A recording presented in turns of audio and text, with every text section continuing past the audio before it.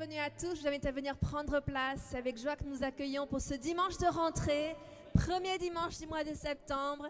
Et c'est une grande joie de vous accueillir à l'église Étincelle. Pour ceux qui ne me connaissent pas, je suis pasteur Rebecca Boulanger. Et on est ravis d'être de retour. Nous étions en vacances avec pasteur Philippe, mais on est reposés, ressourcés, prêts pour attaquer cette rentrée avec vous tous. Pasteur Peter et Chérie vous embrassent. Ils sont à Barcelone pour un mariage ce week-end, mais ils seront de retour dans la semaine. Donc, ils vont très, très bien. Mais merci Seigneur parce que nous pouvons nous rassembler. N'est-ce pas super? Quand, en tant qu'Église, on peut se rassembler. Pas besoin de passe sanitaire pour venir. Mais on est reconnaissant que vous puissiez porter le masque parce qu'on veut quand même vous protéger et protéger différentes personnes qui sont là. Mais nous sommes dans la joie parce que, comme j'ai lu cette semaine, on est masqué, mais on n'est pas muselé. Donc on peut élever le nom du Seigneur, on peut chanter ses louanges, déclarer ses bienfaits, rentrer avec allégresse dans sa présence. Et c'est ce qu'on va faire. Et on a une super équipe de louanges qui va nous diriger dans ce temps de louange. Donc là où vous êtes, je vous invite à vous lever. Si vous vous joignez à nous en ligne, bienvenue. Les paroles vont s'afficher et vous pourrez suivre aussi en ligne. Mais nous aimons commencer nos célébrations en nous recentrant sur l'essentiel, qui est notre Seigneur Jésus-Christ, et donner toute la gloire et la louange et l'adoration à Dieu le Père, à Dieu le Fils et Dieu le Saint-Esprit, parce que nous sommes reconnaissants, que nous sommes en vie, que nous sommes en bonne santé, que l'avenir est glorieux avec lui. Amen. Donc Seigneur, je te remercie pour ta présence. Merci Père Céleste, parce que nous avons cette liberté de nous rassembler et de proclamer tes bienfaits, de proclamer ta bonté. Et Père, je te remercie parce que tu te manifestes par des signes, des miracles et des prodiges, et tu parles au cœur des gens de ce matin. Tu parles à ceux qui sont en ligne, à ceux qui sont ici en présentiel, pour qu'ils puissent avoir des réponses à leurs questions et qu'ils puissent te rencontrer personnellement. Dans le nom de Jésus. Amen. Amen. On va chanter le plus grand jour de l'histoire. Le plus grand jour de l'histoire. La mort est vaincue par ta victoire. Chantons-le, Jésus est vivant. Une croix vide, un tombeau vide. Tu m'as secouru, tu es la vie. Chantons-le, Jésus est vivant. Oui, il vit, oui, il vit. Et oh, happy day, tu as pris mon péché. Oh, happy day. Oui, tu as tout changé. Oh, happy day. Tu as pris mon péché. Oh, happy day. Oui, tu as tout changé. Je suis transformée. Et je suis transformée. Tu as tout changé. Oui, tu as tout changé. Je suis une nouvelle création. Je suis transformée. Et je suis transformée.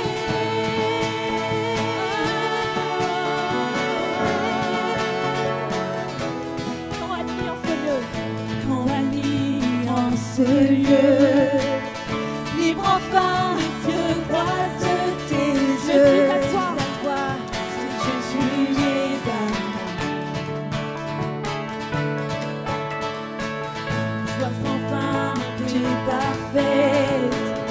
La douleur fait place à la fête. Jésus est vivant. Oui, il vit. Et oh, happy day. Tu as pris mon péché. Oh, happy day. Oui, tu as tout changé. Oh, happy day. Tu as pris mon péché. Oh, happy day. Oui, tu as tout changé.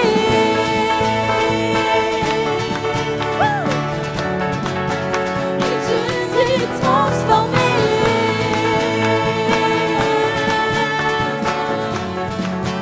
Oui, tu as tout changé.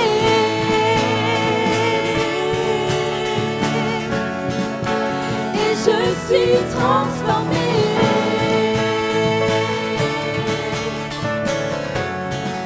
Le plus grand jour de l'histoire. Le plus grand jour de l'histoire. La mort est vaincue par ta victoire. Chantons-le, Jésus est vivant.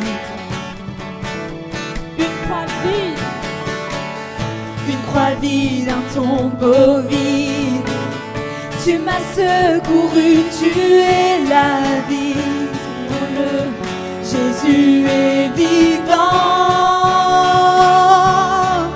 Oui, il vit.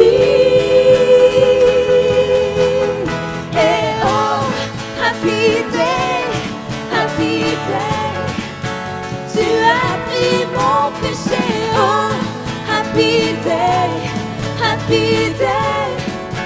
Oui, tu as tout changé. Oh, happy day, happy day. Tu as pris mon péché. Oh, happy day, happy day.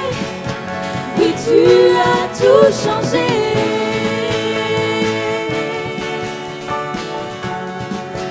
Et je suis transformée. Tu as tout changé. Oui, tu as tout changé.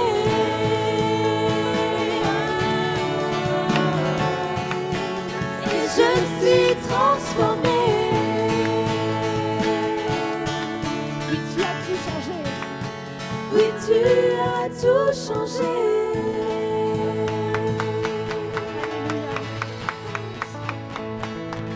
Oh, alléluia, merci Seigneur. Parce que ce ne sont pas juste des paroles en l'air que nous chantons, mais c'est la vérité, Seigneur. Tu as tout changé. À la croix, tu as tout changé. Alléluia, merci Seigneur. Oh, et nous voulons nous souvenir, Seigneur, de cette œuvre parfaite que tu as accomplie à la croix. Là où tu as prouvé ton amour envers nous, alors que nous étions encore des pécheurs. Oh, merci Seigneur.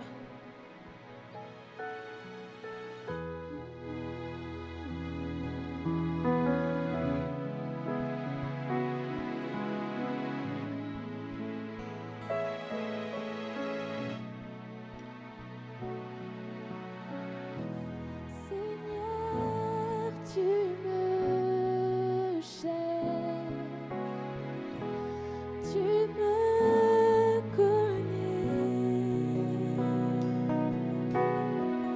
Et si je t'oublie, je sais que tu m'aimes. Ta sainte présence, elle m'environne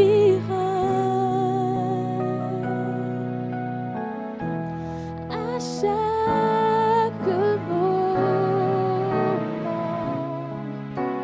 Je sais que tu m'aimes. Oui, je sais. Je sais que tu m'aimes. À la croix, je me prosterne, où ton sang coula pour moi. Aucun amour n'est plus grand. Tu as gagné sur la mort, ta gloire remplit les lieux très hauts. Rien ne peut nous séparer. À la croix, je me prosterne. À la croix, je me prosterne, où ton sang coula pour moi. Aucun amour n'est plus grand. Tu as gagné sur la mort, ta gloire remplit les lieux très hauts. Rien ne peut nous séparer. Tu marches devant moi, tu gardes mes pas, tu gardes mes pas. Ta main me soutient.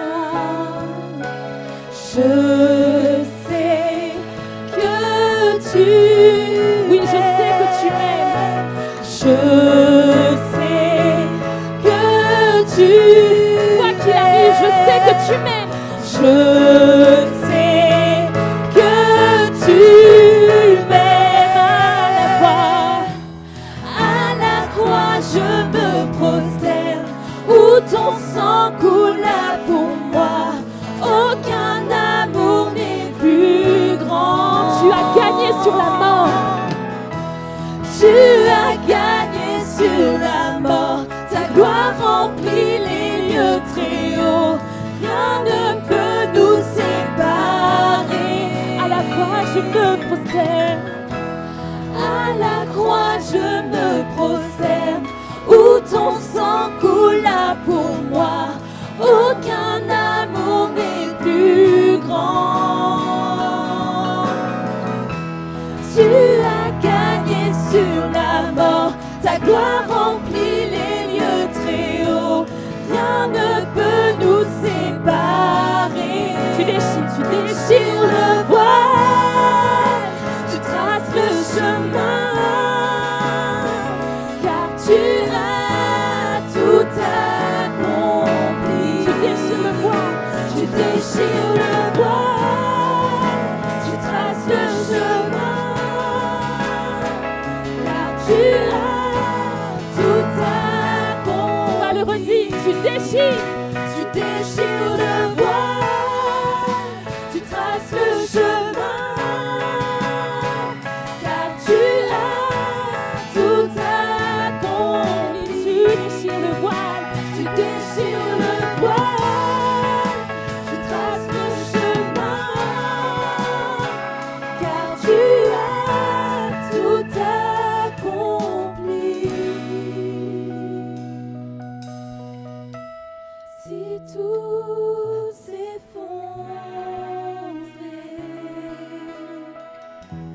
devant mes yeux, tu resterais là. Tu resterais là. Je sais que tu m'aimes. Oui, je sais. Je sais que tu. On va le rappeler à notre âme. Je sais que tu m'aimes. Je sais que tu m'aimes. Je sais que tu m'aimes. Je sais que tu m'aimes. À la croix. Je sais que tu m'aimes. À la croix, je me prosterne. À la croix, je me prosterne. Où ton sang coula pour moi. Aucun amour n'est plus grand. Tu as gagné sur la mort.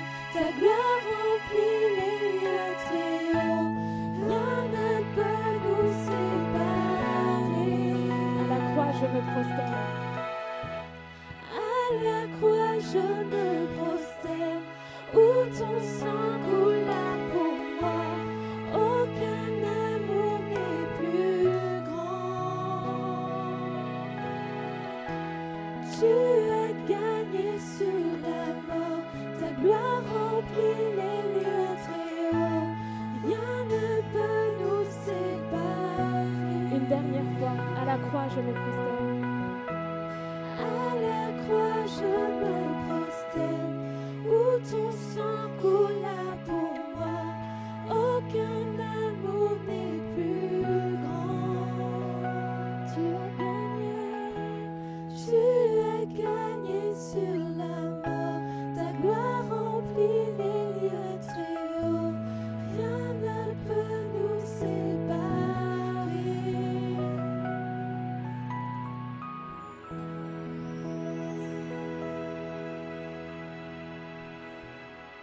Alléluia. Oui, merci Seigneur.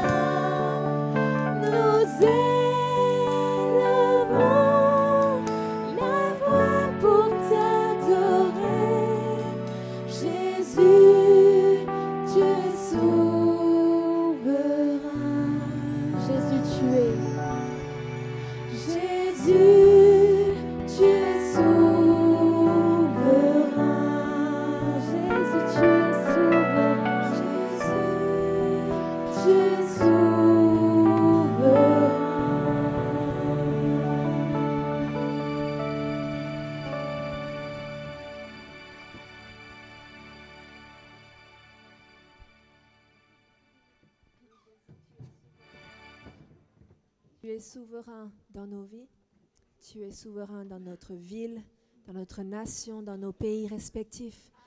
Jésus, tu es souverain. Oh, et nous déclarons la seigneurie de Jésus en ce lieu, dans nos vies. Pourquoi? Parce que nous savons que lorsque Jésus est sur le trône, les choses sont faites avec droiture, avec sagesse, avec paix. Et nous pouvons nous confier en lui. Il est fidèle et juste, il ne change pas. Amen. Mieux vaut que ce soit Jésus qui soit le Seigneur et roi dans notre vie plutôt que nous. Parce que nous sommes des êtres humains, nous faisons des erreurs. Mais Jésus ne fait pas d'erreur. Et il nous a promis un avenir et de l'espérance en lui. Et nous sommes un peuple qui a envie de grandir, qui a envie de croître, qui a envie d'aller de l'avant. Amen. Et je crois que lorsqu'on met Jésus à la première place, les autres choses s'alignent. Amen. Et peut-être dans votre vie, vous dites, mais les choses ne sont pas alignées en ce moment. Garde les yeux fixés sur Jésus. Il est le rocher de notre salut. Et c'est en lui que nous pouvons rester stables et fermes. Amen. Ses promesses sont oui et amen. Merci Seigneur pour ce que tu fais ce matin. Merci Père pour ta bonté. Merci Père pour ta bienveillance envers nous. Merci Père parce que tu nous as aimés le premier et que tu as envoyé Jésus mourir sur la croix pour nous, pour qu'on puisse avoir cette intimité, comme on a vécu ce matin, cette intimité avec Dieu le Père et Dieu le Fils et Dieu le Saint-Esprit. Oh, Dieu est bon, amen. Amen. Vous pouvez prendre place. Je vois des nouveaux visages. Je vous souhaite la bienvenue en tout cas. Soyez les bienvenus à l'église Étincelle. Et je m'appelle Pasteur Rebecca Boulanger. C'est une joie de vous accueillir ici. Et donc j'ai quelques différentes annonces pour vous parce que c'est la reprise. Donc nous reprenons avec force et vigueur, mais avec sagesse aussi, avec discernement. Donc ce mardi, il n'y a pas de réunion publique à l'église Étincelle encore. Pourquoi? Parce que nous allons commencer nos réunions du mardi soir le mardi 14 septembre à 19h avec une soirée de louanges. Amen. Ça avait beaucoup plu là cet été quand on l'avait fait au mois de juillet. Donc on va reprendre cela. Pourquoi? Parce que la louange, comme on vient de le faire, c'est la plus haute forme de prière. Et donc on va louer et adorer le Seigneur donc le mardi 14 septembre à 19h. Notez bien, il y a un changement d'horaire pour les réunions du mardi. Auparavant, pré-Covid, c'était 19h30. Puis quand on a repris l'été, c'était 18h30. Mais on a trouvé qu'on va faire la part des choses, ça va être à 19h. Donc de 19h à 20h. Comme ça vous laisse le temps d'arriver du travail pour ceux qui arrivent du travail. Ça vous laisse le temps de rentrer pour pouvoir manger et faire votre soirée. Mais on a nos heures de prière le mardi de 19h à 20h. Ensuite, jeudi 9 septembre, ici aussi à 19h, nous aurons la préparation au baptême, parce qu'il y a à peu près 14 personnes qui sont intéressées à se faire baptiser. Merci Seigneur. Amen, Dieu est bon. Donc, réunion de préparation ici à 19h pour le baptême. Donc, vous pouvez voir Valérie. Valérie, si tu veux dire coucou, voilà. Si vous avez plus de questions, vous pouvez venir la voir pour la préparation. Et le baptême aura lieu le samedi 18 septembre. Parce qu'on fait des célébrations maintenant le dimanche, on s'est dit peut-être le baptême on le fait le samedi au lieu du dimanche après-midi. Parce que ça fait des très grosses journées pour ceux qui servent. Et donc c'est le samedi 18 septembre à 16h. Et ça va être à la plage de Cap 3000. Donc on va prévoir un goûter pour pouvoir communier ensemble et se retrouver aussi. Ça va être un super, super moment. Ensuite, ce samedi 11 à 11h, nous reprenons les essentiels de la foi. Qu'est-ce que c'est que les essentiels de la foi? Ce sont les fondements de la foi. C'est super pour des personnes qui sont sur le point de se faire baptiser ou qui viennent de se faire baptiser. Ou peut-être vous arrivez dans l'église et vous ne savez pas un peu ce que croit l'église encore concrètement. C'est un super endroit pour venir et entendre des bases scripturaires sur ce que nous croyons, ce que nous voulons voir dans nos vies. On parle du baptême d'eau, du baptême du Saint-Esprit, du service dans l'église. On parle de différentes choses comme cela et ça va vraiment vous mobiliser. Donc c'est le samedi matin de 11h à midi. Donc ce samedi, ça commence. Ensuite, les live groups, ils étaient en pause le mois d'août et peut-être au mois de juillet aussi, je ne sais plus. Le mois de juillet aussi. Donc les live groups reprennent à partir de la semaine du 20 septembre. Parce qu'on se dit, avec les nouveaux emplois du temps des enfants, pour ceux qui ont des enfants ou du travail, etc., on donne le temps de pouvoir bien s'installer. On reprend la semaine du 20 septembre, donc les live groups. Par contre, pour vos binômes, vos trinômes, vos quadrinômes, je vous encourage de reconnecter avec eux. Je ne sais pas si vous vous êtes vus pendant l'été. Moi, j'en ai vu certains pendant l'été. Il y en a d'autres avec qui j'ai reconnecté cette semaine. Mais reconnecter avec eux. Pourquoi? Parce qu'on ne vit pas la vie chrétienne tout seul. Amen. On n'est pas appelé à vivre la vie chrétienne isolée ou esselée. Et je parlais justement avec un de mes binômes. qui est célibataire, et elle disait mais qu'est-ce que ça m'a fait du bien pendant toute cette période Covid d'être connectée avec différents binômes et d'avoir des relations parce que je ne me suis pas sentie isolée bien que je vis toute seule. Et c'est très important. Et même si vous vivez en couple, moi je vis en couple avec mon mari, j'ai des enfants, mais ça fait du bien d'avoir d'autres personnes avec qui je partage, à qui je prie, qui peuvent prier aussi pour ma vie de famille, et je prie pour la leur, et ça fait vraiment du bien. Donc je vous encourage de reconnecter avec vos binômes, vos trinômes, tout en sachant que ce n'est pas des groupes figés. Si vous sentez que la saison est passée avec cette personne, discutez-en librement et vous pouvez trouver différentes personnes. Ça c'est appelé à évoluer parce qu'on change, on grandit et il y a différentes relations pour différentes saisons. Ce n'est pas un problème. Mais je vous encourage aussi de faire un peu un débrief de l'été. De comment s'est passé ton été? Qu'est-ce que tu as lu? Est-ce que tu as avancé avec le Seigneur? Et de vraiment vous encourager pour qu'on puisse tous grandir. Amen. Et ensuite, donc pendant que nous étions en vacances, parce qu'on était en vacances dans les Landes, il y a eu une naissance dans l'église. Je ne sais pas si tout le monde a entendu, mais Alex et Elodie... Alex, il est là? Il est là, il est là. Alexandre est devenu le papa d'une deuxième petite fille, une petite Maëra, et ils se portent bien, ils sont à la maison maintenant. Il va venir recevoir les dîmes et les offrandes dans quelques instants. Mais on a plusieurs femmes enceintes dans l'église, bon... Si ça ne se voit pas, moi j'en suis l'une d'elles. Mais on a aussi Marielle et Nadir. Et j'avais à cœur de prier pour vous parce qu'elle a une césarienne programmée donc le 15 septembre.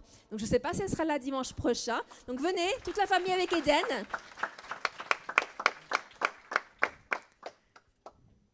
Donc pour ceux qui ne connaissent pas Marielle et Nadir, ils sont entre la Suisse et ici. Mais ils le disent, hein, leur église de cœur, c'est ici, hein. Donc, on les garde. Et ils vont être avec nous pendant quelques mois, pendant une fois l'accouchement et puis que bébé arrive. Donc, c'est un deuxième petit garçon. Donc, Marielle, Nadir et Eden. Et j'avais à cœur qu'on prie pour eux parce qu'un accouchement, c'est toujours un grand événement. Mais on va vraiment prier pour la grâce du Seigneur parce qu'avec les temps qui courent et tout cela, on a vraiment besoin de la main de Dieu sur vous et la protection de vie. Donc, si vous voulez bien vous lever, on va prier pour eux. Donc, Seigneur, je te remercie pour nos très chers Marielle, Nadir et Eden. Et Père, je te remercie pour ces derniers 10 jours de grossesse, ces derniers 10 jours avant l'arrivée du deuxième petit garçon. Et Père, je te remercie parce que ta main repose sur eux. Merci, Père Céleste, pour la sagesse, pour savoir quoi faire au bon moment, de pouvoir se reposer, de bien dormir la nuit, de se ressourcer. Merci pour la nouvelle école où est Eden.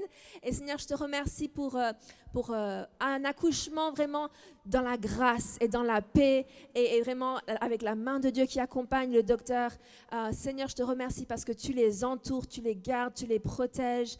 Merci Seigneur qu'ils sont protégés, que ce soit avant l'hôpital, pendant l'hôpital, après. Et Seigneur, je te remercie parce que ce bébé va naître dans une famille remplie de joie et de paix et conduit par l'Esprit de Dieu. Ça va devenir un homme de Dieu.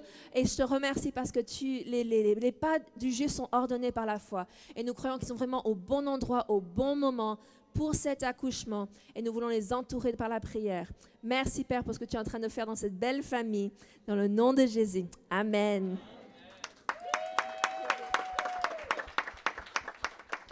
Veuillez rester debout s'il vous plaît. Vous savez que l'église locale c'est comme une famille. On se réjouit avec ceux qui se réjouissent et on pleure avec ceux qui pleurent. Et aujourd'hui, quelqu'un pleure parce qu'il a perdu sa mère. Alors j'aimerais qu'on reste debout. S'il vous plaît, ne filmez pas la personne, mais j'aimerais qu'on prie pour le frère Joël Tavares qui a perdu sa maman au pays. Église, restez debout et prions pour notre frère. Père, dans le précieux nom de Jésus, alors que nous nous réjouissons avec celles et ceux qui vont donner naissance, nous pleurons aussi avec celles et ceux qui ont perdu un bien-aimé. Et ce n'est pas n'importe qui. Notre frère Joël a perdu sa maman, Rose. Et je ne sais pas si vous avez déjà perdu un parent. Mais là où nous pouvons vraiment être reconnaissants, c'est que cette femme a enseigné et a transmis la foi à son fils. Et maintenant, peut-être elle s'en est allée. Mais son héritage naturel et son héritage spirituel restent sur la terre. Alors que le Dieu de toute consolation puisse consoler Joël et toute sa famille. Et nous remercions le Seigneur pour le séjour terrestre de Rose, pour ce qu'elle a contribué, pour ce qu'elle a semé et la foi qu'elle a eue au Seigneur Jésus. Ce qui nous donne cette foi, cet amour et cette espérance qu'elle est auprès du Seigneur maintenant et qu'elle a la vie éternelle promise par le Seigneur Jésus-Christ. Au nom de Jésus, Amen. Vous pouvez prendre place. Pedro and Elisha, please remain standing. Can you translate? Donc restez debout s'il vous plaît, Pedro et Elisha. I do the French, you do the English. Okay, that works. J'aimerais vous présenter Pedro et Elisha et leur enfant. I'd like to introduce Pedro and Elisha and their son. Cela fait à peu près quelques mois et une fois par mois It's been past several months and every month regularly que nous échangeons ensemble. that we've been exchanging.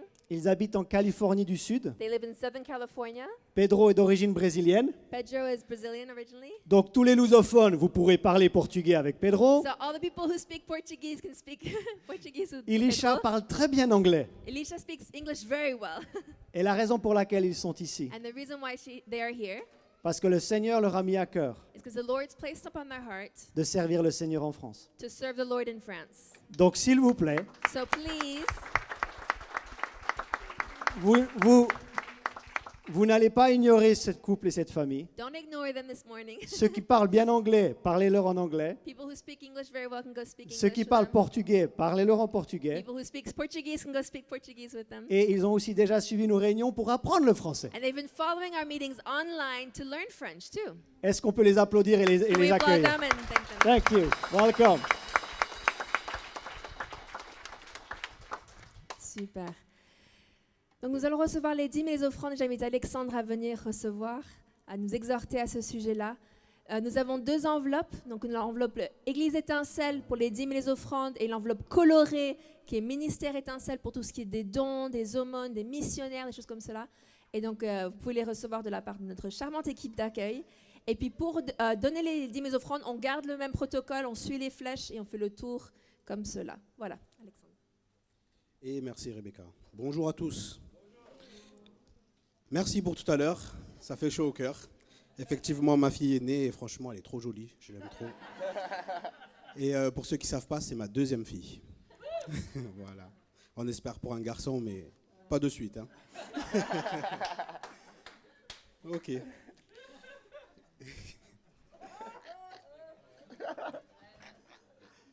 Donc c'est moi qui vais vous présenter les dîmes et les offrandes, c'est un honneur.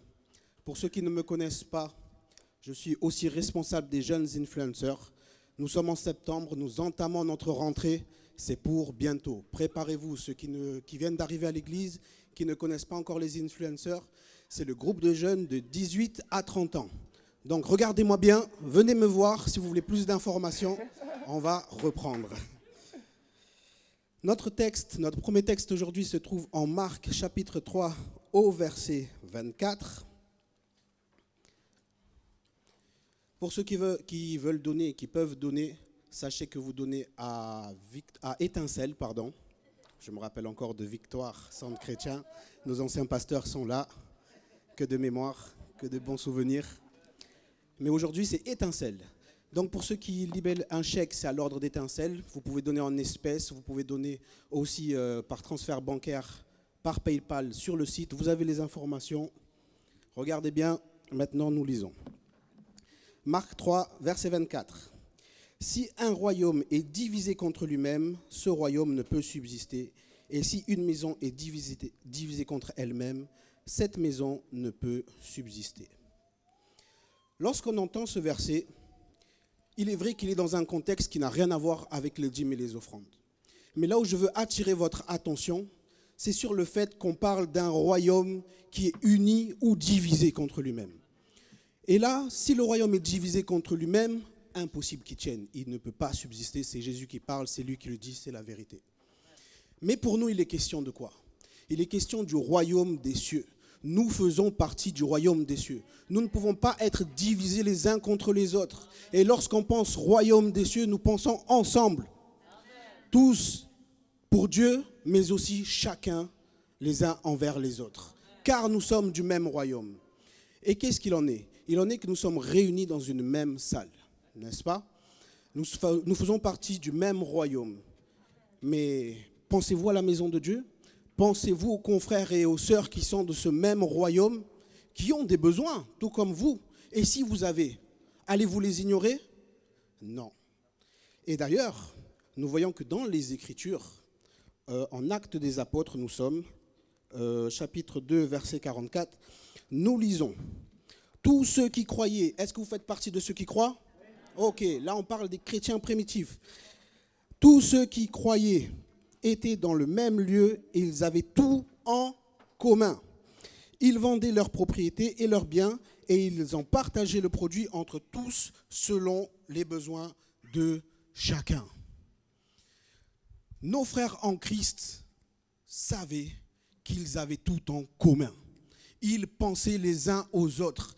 Lorsqu'ils avaient des richesses, des choses en plus, ils les vendaient de manière à rapporter l'argent, de manière à donner à ceux qui étaient dans le besoin. Et gloire à Dieu, Étincelle a un programme, a un système qui donne à ceux qui sont dans le besoin dans l'église.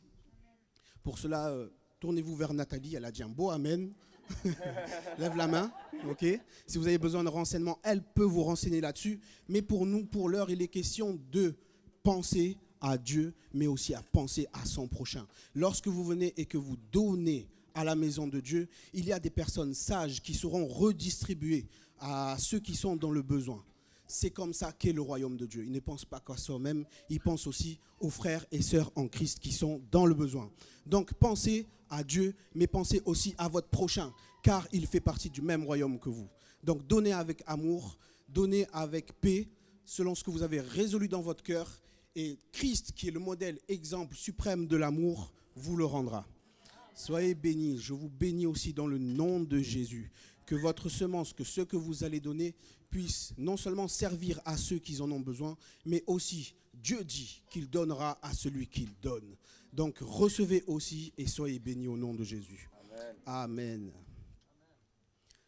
Comme Rebecca a dit, venez dans le sens des flèches et à vous. Amen. Je vous invite à vous lever.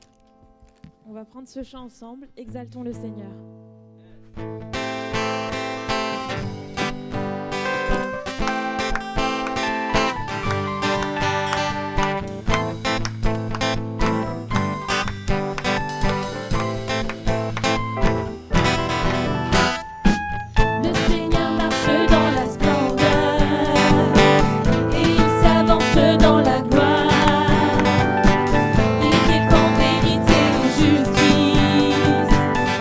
Son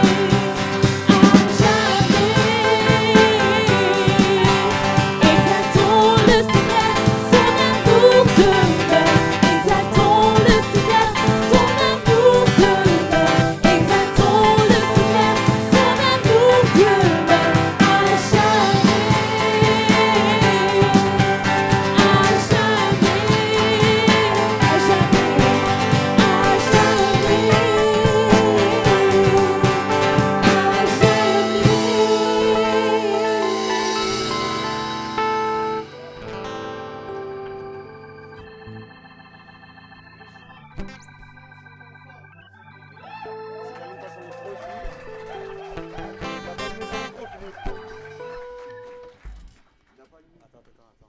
C'est pas sûr.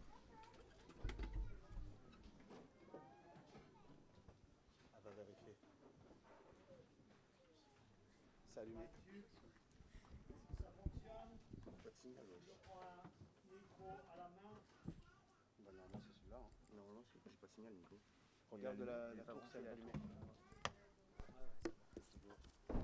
Est-ce que tu m'as dit... Ah! Et le son fut. Vous savez que la lumière fut et le son fut.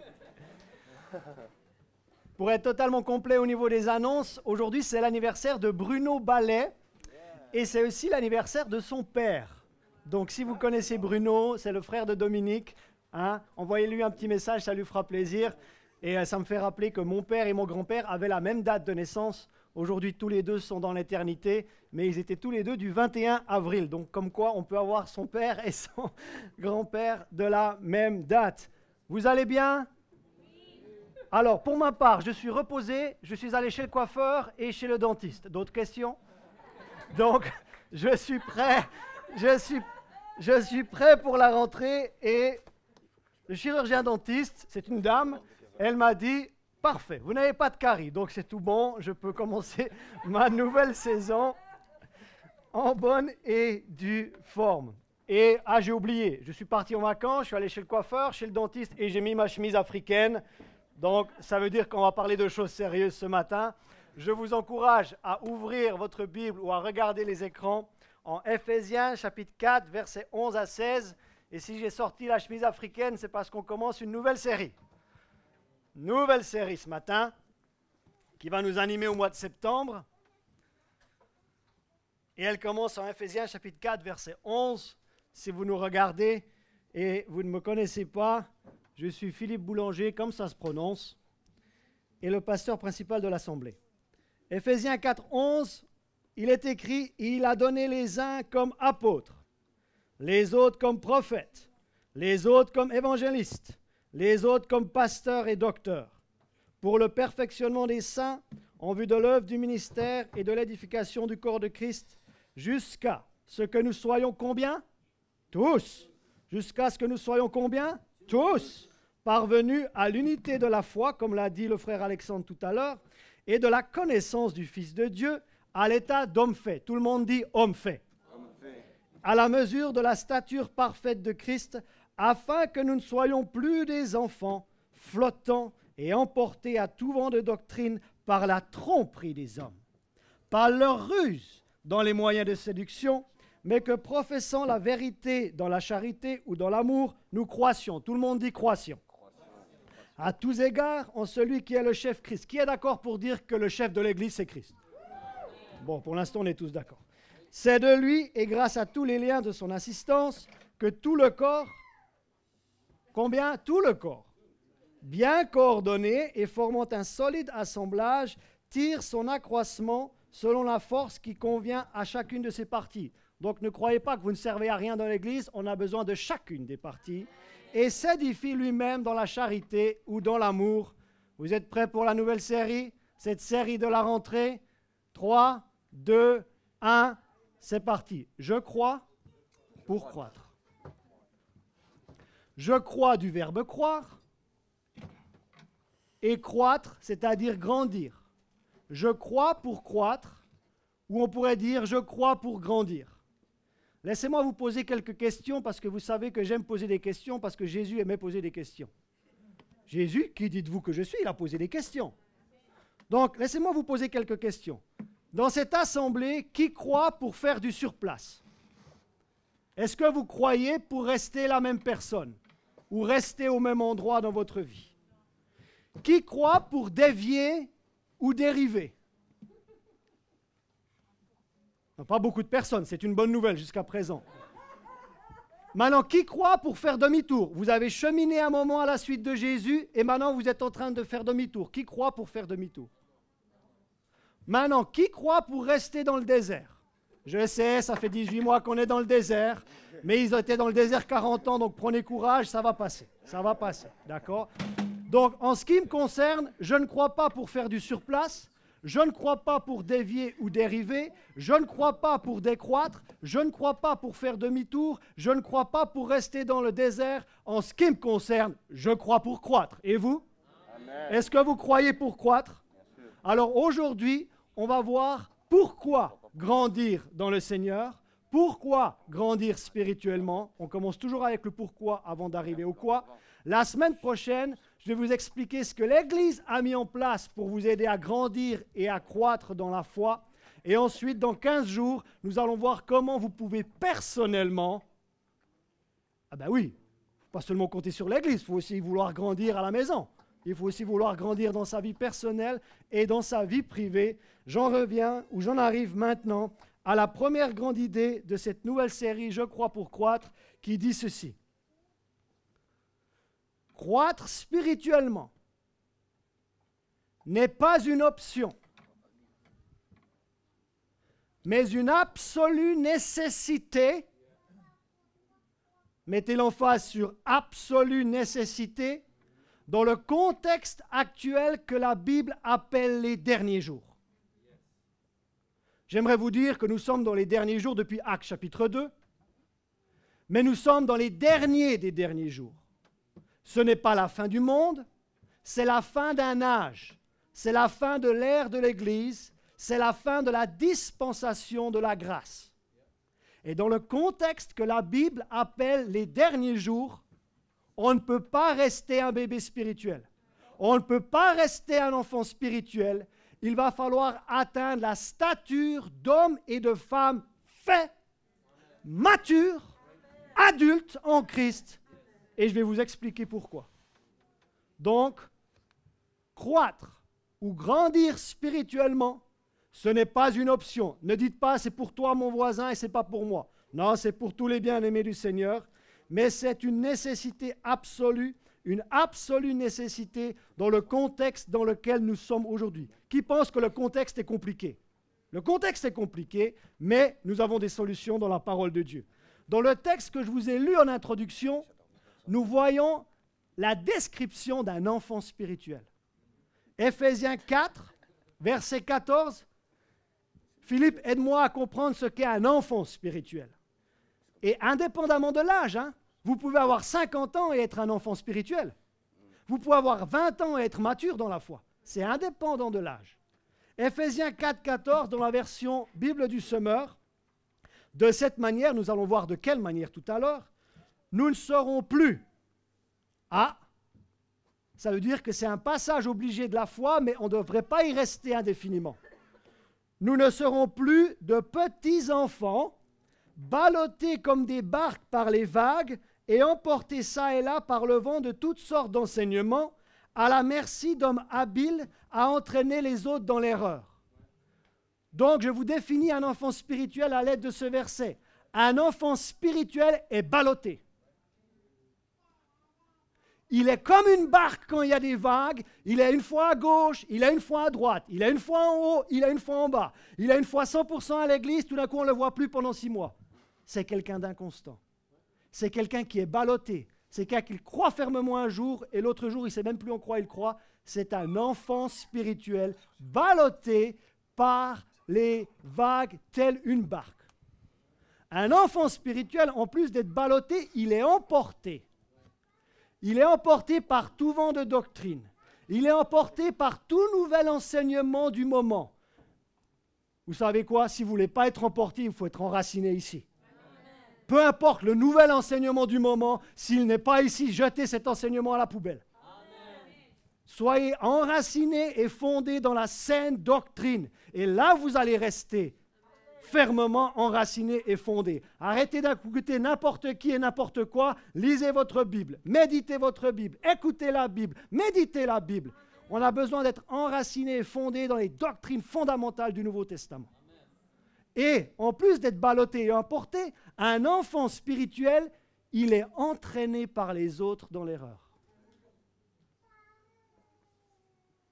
Entraîné par le nouvel enseignement du moment, par la nouvelle idée du moment, par la nouvelle philosophie humaine du moment, et il part dans l'erreur parce qu'il n'est pas assez mature, il n'est pas assez adulte, il n'a pas été enraciné et fondé en Christ, il n'a pas été enraciné et fondé dans l'église locale, il n'a pas été enraciné et fondé dans l'amour. Il est ballotté, il est emporté et il a la merci d'hommes avec de faux mobiles.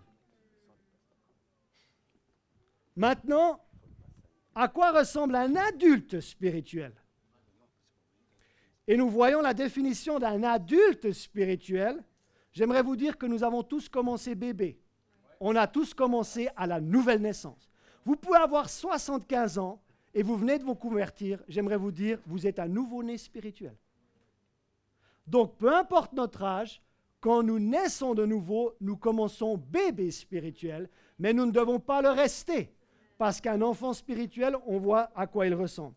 Maintenant, regardons un adulte spirituel, à quoi il ressemble. Je suis en Hébreux chapitre 5, là où il est aussi question de croissance spirituelle.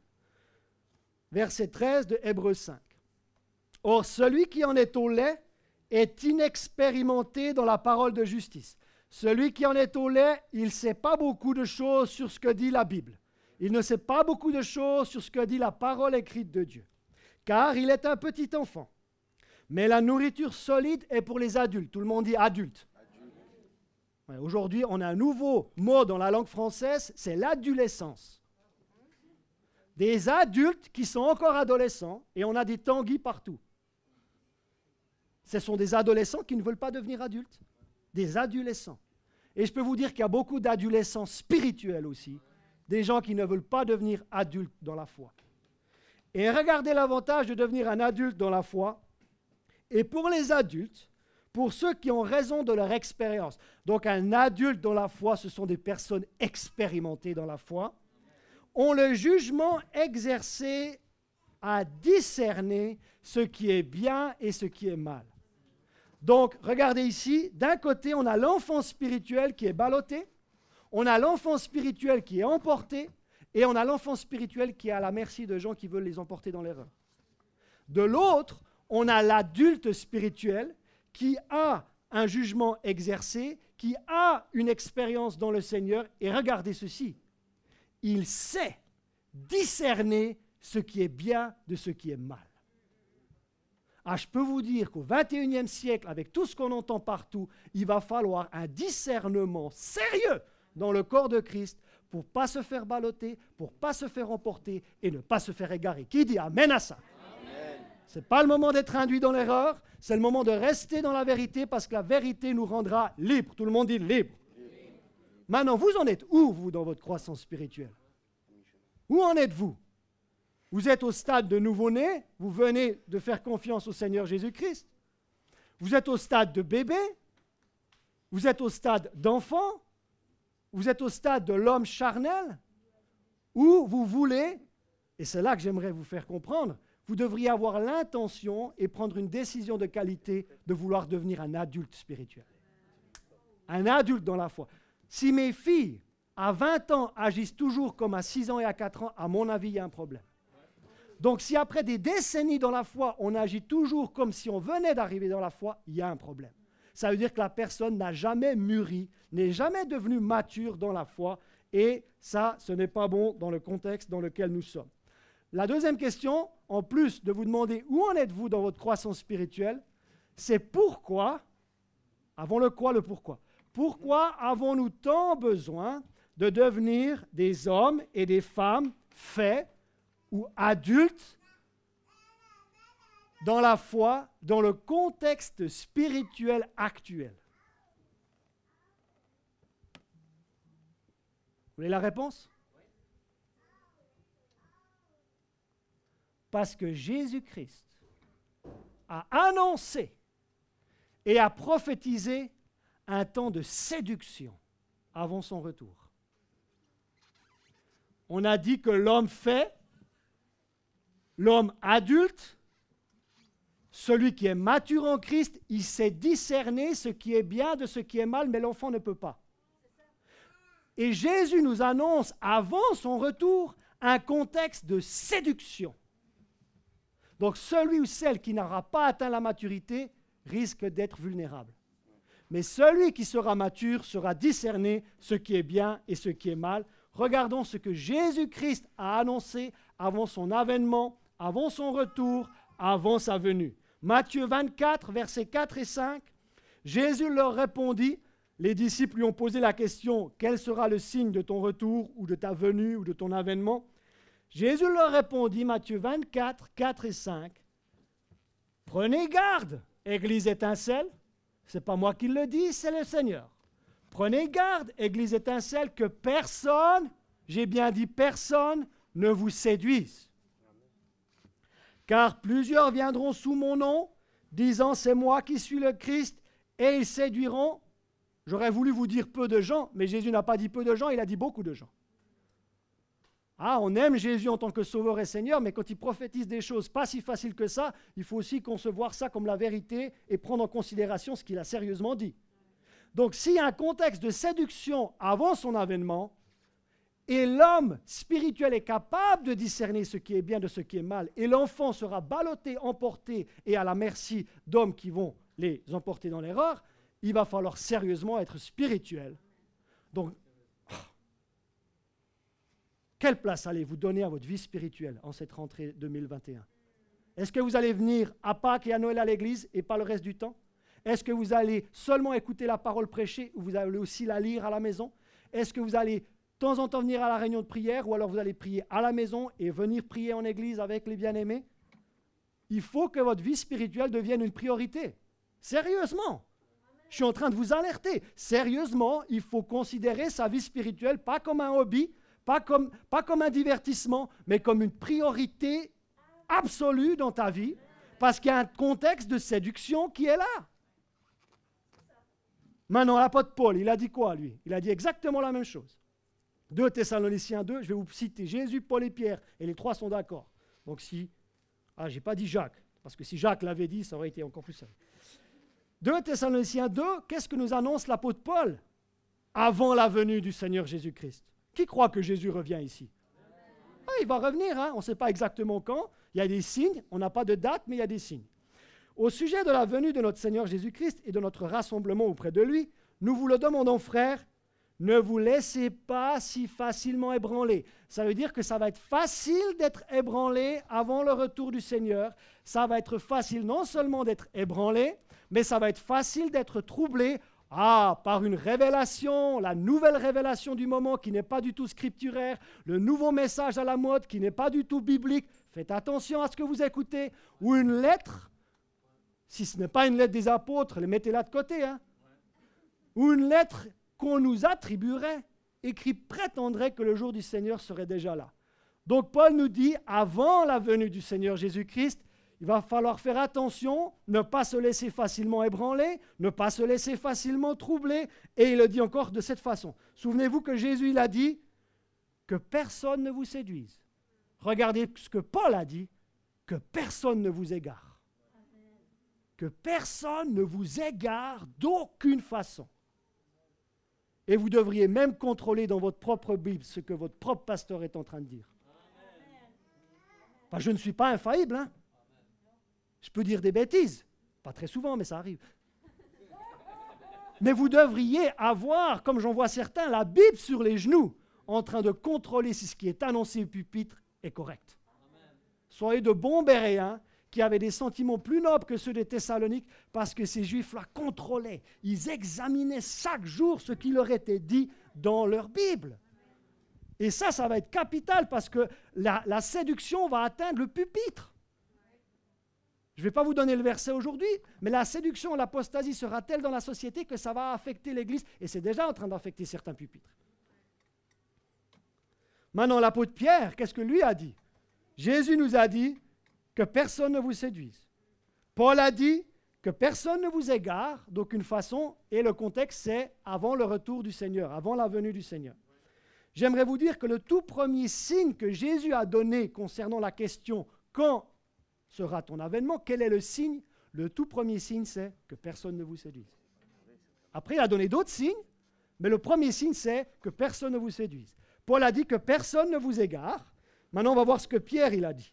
Si vous lisez 2 Pierre, ça parle du contexte actuel, ça parle du contexte précédent aussi, le retour du Seigneur. Qu'est-ce que Pierre a dit? Verset 1 et 2 du chapitre 2 de 2 Pierre.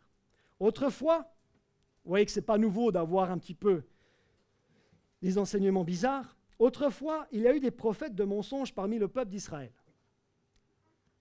Maintenant, Pierre va parler au futur. Et si vous prenez le contexte du texte, ça parle des derniers jours, des derniers temps, la fin de l'ère de l'Église. Il en sera de même parmi vous. Ah, qu'est-ce qui va se passer? Ces enseignants de mensonges introduiront subtilement parmi vous des erreurs qui mènent à la perdition. Ils renieront le Maître, donc s'ils ne reconnaissent pas Jésus comme Maître, faites attention, qui les a rachetés et attireront ainsi sur eux une perdition soudaine. J'aimerais vous dire peu de gens, mais malheureusement, ou soyons conformes aux Écritures, Pierre a dit beaucoup de gens. Les suivront dans leur immoralité, donc faites attention de ne pas suivre quelqu'un qui est immoral. Et à cause d'eux, la voie de la vérité sera discréditée. Donc on a établi ceci. Un enfant spirituel est ballotté, un enfant spirituel est emporté, un enfant spirituel est facilement à la merci d'autres. Nous avons établi qu'un adulte spirituel, il a un jugement exercé. Qu'un adulte spirituel, il sait discerner. Attention, ça c'est faux. Attention, ça c'est vrai. Attention, là, ça peut peut-être nous porter un piège. Attention, ah non, ici c'est bon, vas-y, continue. Et normalement, quand la parole de Dieu est bien prêchée et enseignée, le Saint-Esprit devrait rendre témoignage à votre esprit même que c'est correct. Et si ce n'est pas correct, vous allez avoir une alarme à l'intérieur qui va vous dire « Fais attention à ce que tu es en train d'écouter parce que là, ça peut t'égarer, ça peut te séduire. » Donc on a la parole de Dieu pour nous garder, on a le Saint-Esprit pour nous garder, on a la main de Dieu pour nous garder. Et on a le Seigneur Jésus à suivre. Suivez le Seigneur et vous n'allez pas être égarés. C'est aussi simple que ça. Suivez le Seigneur et vous n'allez pas être égarés. Maintenant, quelles devraient être nos réponses à nous face à cet environnement du moment? La Bible, moi c'est pour ça que j'aime la Bible, parce qu'elle nous annonce la saison dans laquelle nous sommes, mais elle nous dit comment se comporter dans la saison dans laquelle nous sommes. Donc, comment on devrait se comporter, nous les enfants de Dieu, nous les rachetés de l'Éternel, nous qui vivons donc dans la fin de l'ère de la grâce? On a vu que ce qui a été annoncé pour la paix, j'aimerais vous dire, accepter le fait et accepter la saison de vie dans laquelle nous sommes. On ne peut pas la changer. On vit dans les derniers des derniers jours. On ne peut pas changer ça.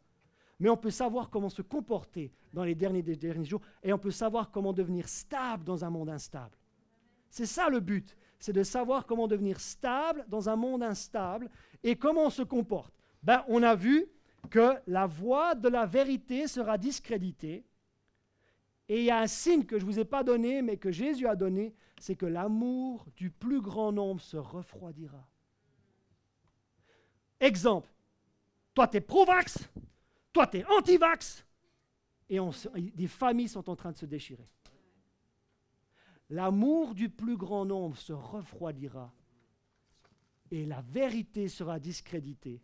Et j'en reviens à mon texte du tout début qui nous donne la réponse.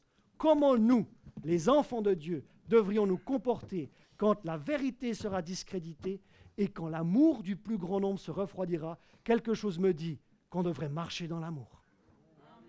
Quelque chose me dit qu'on devrait dire la vérité dans l'amour.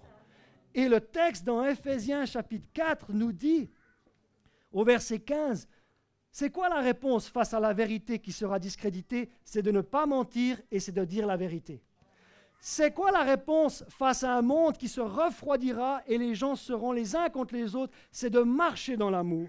Et Ephésiens 4, 15, le texte du tout début que je vous ai lu nous donne comment se comporter dans les temps dans lesquels nous sommes, mais en disant la vérité dans l'amour.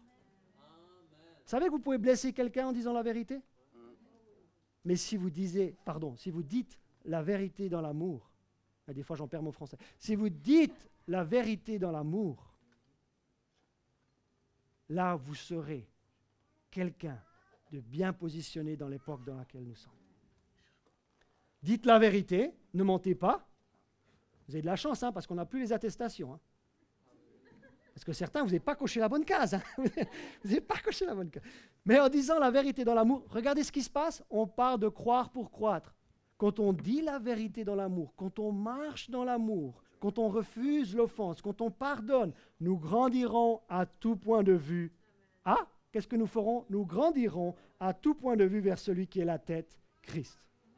Donc, face à une vérité qui sera discréditée, selon Pierre, face à un amour qui se refroidit, selon Jésus, comment l'Église devrait-elle se comporter aujourd'hui? Elle devrait dire la vérité dans l'amour. Elle devrait marcher dans l'amour. Il est possible d'être en désaccord avec quelqu'un sans être désagréable. Encore. Il est possible d'être en désaccord avec quelqu'un sans être désagréable. Donc, respectons ceux qui sont pro-vax, respectez ceux peut-être qui sont anti-vax, mais ne perdez pas une amitié, ne perdez pas votre famille, ne perdez pas vos cousins, ne perdez pas vos enfants, ne perdez pas vos parents, ne perdez pas vos beaux-parents pour cette histoire de pro-vax et d'anti-vax quand même. Marchons dans l'amour parce que Jésus a dit l'amour du plus grand nombre se refroidira. En ce qui me concerne, moi j'ai décidé de marcher dans l'amour et de dire la vérité. Maintenant, face à que personne ne vous séduise, ça c'est Jésus qui l'a dit, et face à que personne ne vous égare, à mon avis, ce que l'Église devrait faire face à un contexte de séduction et d'égarement, c'est de rester solidement assemblée à la tête et au corps. Restez solidement attaché à la tête, Christ. Restez solidement attaché au corps, les frères et les sœurs dans la foi. Ne vous coupez pas du corps de Christ. Restez attachés au corps de Christ. Ne vous coupez pas de la tête. Restez attachés à la tête. Parce que celles et ceux qui seront isolés, ce sont celles et ceux qui seront séduits et égarés. Mais ceux qui restent ensemble, ceux qui s'attachent à la tête, ceux qui s'attachent au corps, ça va être extrêmement dur de les égarer, extrêmement dur de les séduire. Regardez ce que nous dit le texte dans Éphésiens 4, verset 16, la version Martin. Duquel tout le corps, donc ce n'est pas juste quelques membres, tout le corps, bien... Oh, qu'est-ce que j'aime cette traduction. Regardez, bien ajusté et serré ensemble. Je sais qu'on ne peut pas vraiment être serré ensemble, mais je peux être serré ensemble avec ma femme. Mais on peut être serré ensemble spirituellement. On peut se soutenir spirituellement. Quelqu'un vient de vivre un deuil. On peut se soutenir. C'est comme ça, être serré. C'est se tenir les coudes dans les moments difficiles. Ce n'est pas le moment de se diviser, on l'a entendu ce matin. C'est le moment de se tenir les coudes. C'est le moment d'être bien ajusté en tant que corps. C'est le moment d'être serré. Laissez-moi parler à ceux qui sont en ligne. Priez Dieu que le Saint-Esprit vous conduise vers la bonne église locale. Mais ne restez pas sans église locale. Vous êtes déjà des convertis, je n'ai pas besoin de vous le prêcher à vous. J'ai besoin de le prêcher à celles et ceux qui sont peut-être sans église locale ou qui prient le Seigneur pour en trouver une. Mais c'est très important d'être bien ajustés et serrés ensemble par tous les jointures du fournissement. Regardez, il y a aussi une croissance. Prends l'accroissement du corps. Donc quand on est attaché à la tête, quand on est attaché au corps, il va y avoir croissance. Quand on dit la vérité dans l'amour, il va y avoir croissance, selon la vigueur qui est dans la mesure de chaque partie pour l'édification de soi-même en charité. Bonne nouvelle. Quand tu restes attaché à la tête et tu restes attaché au corps, tu vas être édifié personnellement. C'est quand même bien, non? Moi, j'ai entendu des pires nouvelles que ce que je suis en train de vous annoncer dernièrement. Donc, face à la vérité qui sera discréditée et à l'amour du plus grand nombre qui se refroidira, veillons à toujours dire la vérité et à dire la vérité dans l'amour. Face à que personne ne vous séduise et que personne ne vous égare, cultivons une relation personnelle avec le Seigneur Jésus à la maison, ou dans les boîtes Sophia Antipolis, ou alors à Isola 2000, je ne sais pas. Et restez connectés à vos communautés de disciples. Restez connectés à votre live group. Restez connectés au corps en assemblée aussi. Dernière chose, pour ne pas être ballotté. Je ne sais pas si vous avez envie d'être ballotté, mais je ne sais pas si vous avez déjà fait une croisière et vous avez été ballotté, ce n'est pas très agréable. Donc pour ne pas être ballotté, hier j'étais en train de faire un peu de planche à voile, et tout d'un coup, la mer, ça commence à creuser. Et quand tu es de ce côté-là, et tu as la vague qui vient, ça peut culbuter ta planche, et pouf, après tu dois tout recommencer. Donc, ce n'est pas facile d'être ballotté. Et d'être spirituellement ballotté, ce n'est pas facile. Donc, pour ne pas être ballotté par les vagues, l'enfant spirituel est ballotté par les vagues, pour ne pas être emporté par tout vent de doctrine, par tout nouvel enseignement du moment. Mais pourquoi aller chercher de nouveaux enseignements alors qu'on n'a pas encore emmagasiné ceci? Allez dans un live group qui reprenne le vin, la semaine du 20, et vous allez pouvoir lire un texte chaque fois avant le groupe. Vous allez discuter du texte ensemble et ça va vous édifier. Donc pour ne pas être ballotté par les vagues et emporter ça et là par le vent, est-ce que c'est pertinent ce que je suis en train de dire ce matin ou je suis à côté de la plaque? À mon avis, ça part du contexte dans lequel nous sommes. Donc si je ne peux pas vous apporter des réponses, moi je ne suis qu'en train de vous dire ce que la Bible dit. Mais la Bible a des réponses en ce qui concerne ce qui se passe. Mais les chrétiens devraient savoir ce que la Bible dit plutôt que les théories complotistes. Fin de la parenthèse. Vous devriez plus être au courant de ce que la Bible dit que ce que la dernière théorie complotiste et conspirationniste est en train de dire. Parce que l'une va procurer la peur en vous et la parole va vous donner la foi. Amen. Choisissez. Choisissez maintenant. Voulez-vous nourrir de peur ou voulez-vous nourrir de foi? Moi, j'ai décidé de me nourrir de foi.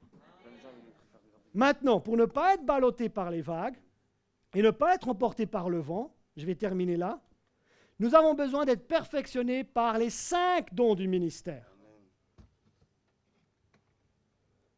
Les 5. Éphésiens 4, 11 nous dit qu'il y a des apôtres dans le corps de Christ, il y a des prophètes dans le corps de Christ, il y a des évangélistes dans le corps de Christ, il y a des pasteurs et il y a des enseignants.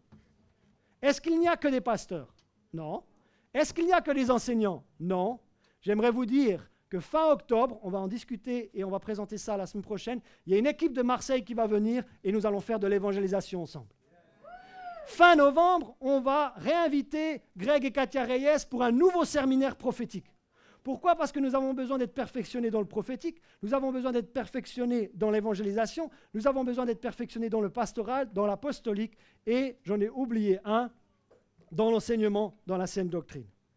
Maintenant, ces dons du ministère, est-ce qu'ils ont été donnés pour porter une belle chemise africaine sur une estrade le dimanche matin?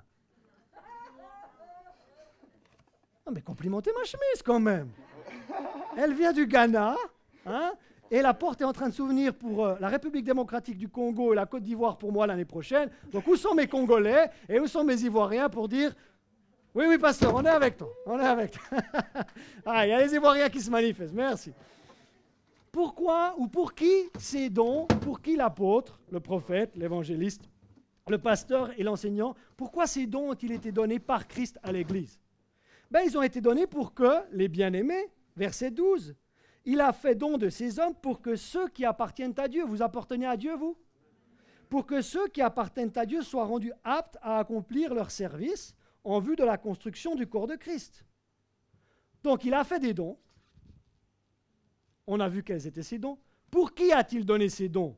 Pour les bien-aimés. Maintenant, pourquoi a-t-il donné ces dons? Pour faire bien.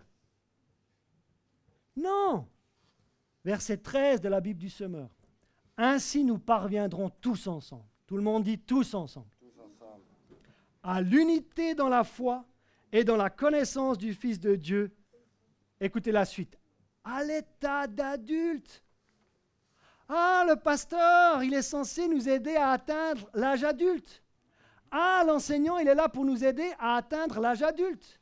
L'évangéliste est là pour nous aider à atteindre l'âge adulte. Le prophète est là pour nous aider à atteindre l'âge adulte. L'apôtre est là pour nous aider à atteindre l'âge adulte.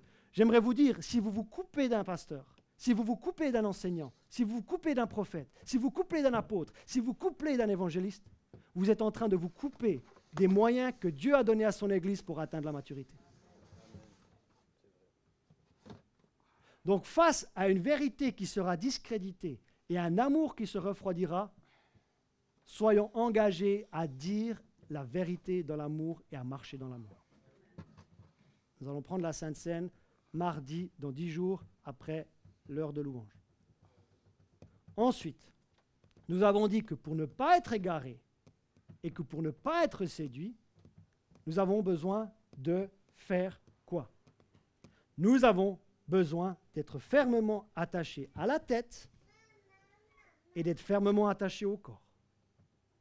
N'est-ce pas le plus grand commandement? Aimer Dieu de tout son cœur, de toute sa force, de toute son âme, de toute sa pensée, et d'aimer son prochain comme soi-même. Il va falloir appliquer le grand commandement mieux qu'auparavant. Et nous avons besoin aussi d'être perfectionnés par les dons que Dieu a donnés à son Église. L'apôtre, le prophète, l'évangéliste, le pasteur et l'enseignant ou le docteur. Avec quel résultat maintenant? quand on est perfectionné par les 5, avec quel résultat? C'est le premier verset que je vous ai lu. Verset 14. Je suis toujours en train d'enseigner Éphésiens 4. Je ne sais pas si vous avez vu, j'ai pas... De cette manière. De quelle manière? En étant perfectionné par l'apôtre, le prophète, l'évangéliste, le docteur et le pasteur. De cette manière-là, nous ne serons plus de petits-enfants. Ah! Pourquoi est-ce qu'on a certaines fois des invités? C'est parce qu'ils coulent dans une grâce qui n'est pas la mienne. Parce qu'ils coulent dans un don qui n'est pas le mien. Ou ils coulent dans des capacités que Dieu a données à ces personnes et pas forcément à moi ou aux autres pasteurs. Et vous en avez besoin pour devenir des adultes dans la foi, pour devenir des adultes spirituels. De cette manière, de quelle manière? En étant perfectionnés par les 5 dons que Dieu a donnés à son Église, nous ne serons plus de petits-enfants, et c'est là qu'on retombe sur balloter, emporter et à la merci d'homme habile. Je termine avec cette prière. Donc nous avons bien compris qu'il y a un contexte de séduction. Nous avons bien compris que l'amour du plus grand nombre se refroidira. Et la prière que j'ai trouvée que je la prie pour vous, mais vous pourrez la prier à la maison, c'est que notre amour augmente. Et ce que nous puissions discerner les choses. Et cette prière, on la trouve en Philippiens chapitre 1. D'abord, je la lis, ensuite je vais la prier et je vais vous demander de vous lever. Restez là assis pour l'instant. Paul prie pour les Philippiens, il demande ceci. Ce que je demande dans mes prières, c'est que votre amour augmente de plus en plus. Qu'est-ce que vous pensez? Si l'amour du plus grand nombre se refroidira, que pensez-vous de prier que notre amour augmente de plus en plus? Que mon amour pour ma femme augmente de plus en plus? Que mon amour pour mes parents augmente de plus en plus? Que mon amour pour mes enfants augmente de plus en plus? Que mon amour pour l'Église augmente de plus en plus? Que mon amour pour les perdus augmente de plus en plus? Donc face à un amour qui se refroidira, êtes-vous d'accord qu'on prie que notre amour augmente? Et face à un contexte de séduction où il a dit que personne ne vous séduise, Jésus, Paul a dit que personne ne vous égare, pensez-vous que ce serait quelque chose de judicieux de dire et que l'on prie qu'on ait le discernement des choses les meilleures? C'est souligné normalement. Voilà le discernement. Êtes-vous d'accord que je prie pour vous pour que notre amour augmente et que nous ayons le juste discernement des choses les meilleures? Que nous puissions, comme l'homme adulte, comme l'homme fait, discerner, ça c'est faux, ça c'est vrai, ça c'est juste, ça c'est erroné, ça c'est exact, ça je devrais laisser. À mon avis, c'est une prière pour les temps dans lesquels nous sommes. Je vais la prier pour vous, levez-vous. Et vous pouvez bien sûr la prier pour vous-même aussi à la maison.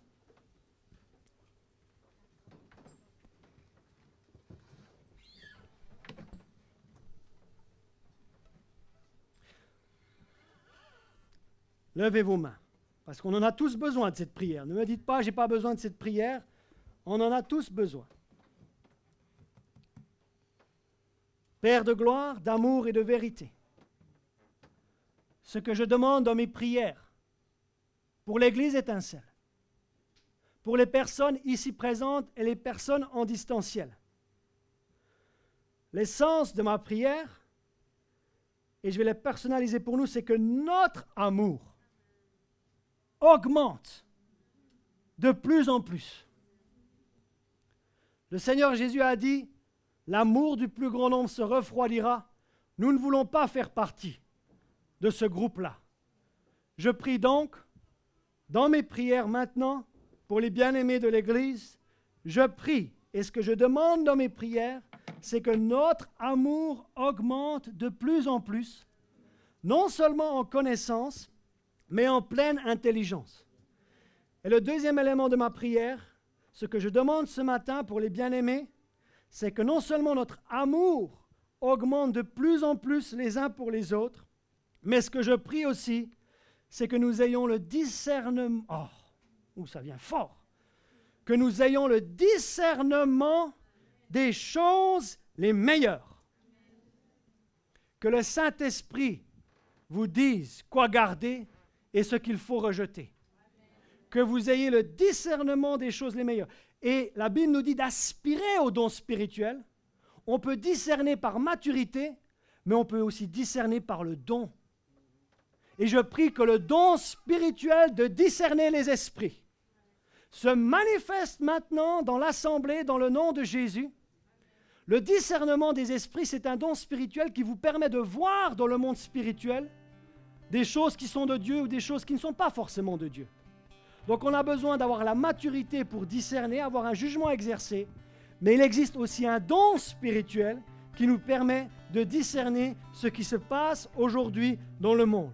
Que notre amour augmente de plus en plus, en connaissance et en pleine intelligence, et que nous ayons le discernement des choses les meilleures, afin que nous soyons purs et irréprochables pour le jour de Christ, remplis du fruit de justice qui est par Jésus-Christ, à la gloire et à la louange de Dieu.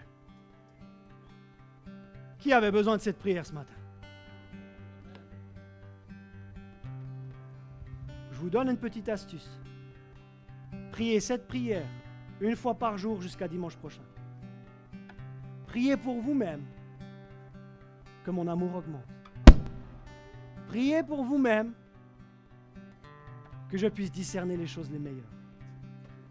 Et je déclare que nous ne ferons pas partie des égarés, nous ne ferons pas partie des séduits, parce que nous n'allons pas discréditer la vérité.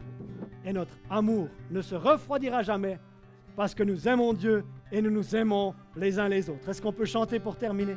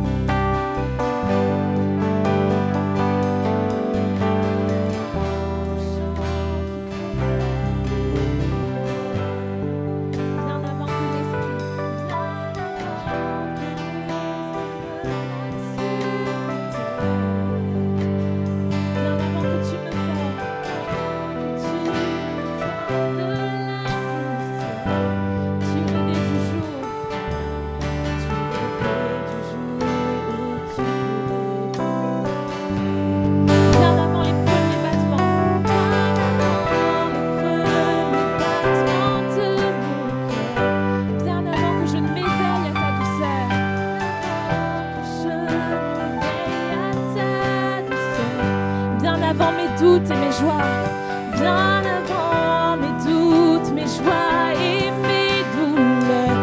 Tu rêvais du jour où je pourrais t'aimer. Tu rêvais du jour où je pourrais t'aimer.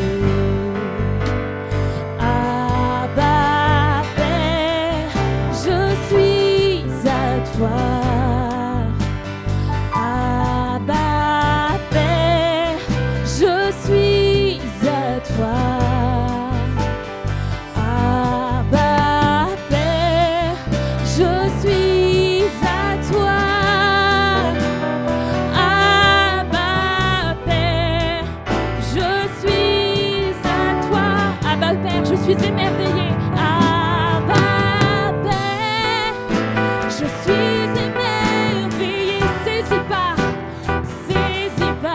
l'immensité de ton amour pour moi. Abba, si grande est ta tendresse, si grande est ta tendresse. Ton cœur est grand ouvert, ton cœur est grand ouvert, et je viens plonger dans tes bras. Je suis émerveillée. Abba Père, je suis émerveillée, saisie par l'immensité, saisie par l'immensité de ton amour pour moi.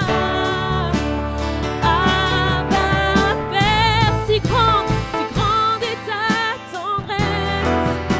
Ton cœur est grand ouvert, et je viens plonger dans tes bras. Abba Père, je suis à toi. Abba Père, je suis à toi.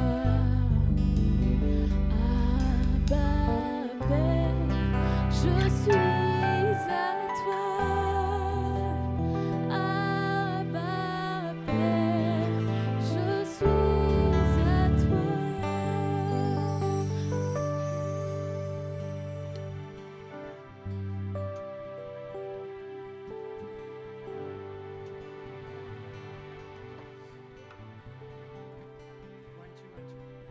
Je termine en vous disant que Jésus-Christ n'est pas une option. Jésus-Christ est le chemin.